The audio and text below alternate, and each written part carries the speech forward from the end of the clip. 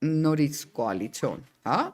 բայց այդ կոալիցիոնը կարևոր էր թե որ ուժերն են մասնակցում ընտրություններին, ինչ վստահության քվե ստացան եւ այդ քվեները վաճառեցին, այսպես ասած, ՔՊ-ի վրա։ Հիմա դա տեղի չունեցավ Գյումրիում, բարեբախտաբար։ Այսինքն ընդդիմադիրները մնացին ընդդիմադիր, չխաբեցին, քվե չգողացան ընդդիմադիրի շղարշի տակ, այլ իրական ընդդիմադիր։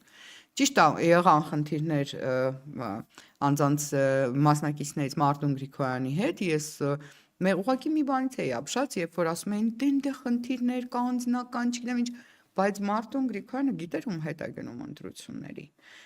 Գիտեր, այսպես թե այնպես ինչ դասավորվածություն է լինելու ընտրությունների արդյունքում։ Ну, ուզում եմ ասեմ, մի քիչ ավել, մի քիչ պակաս, բայց մոտավորապես պատկերացում կար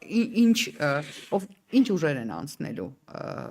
անցողից շեմը հաղթահարելու։ Եվ ինչ ասեմ, մի հատ թղթի վրա կարելի էր հաշվարկել, որ դասավորվածության դեպքում ինքը ինչ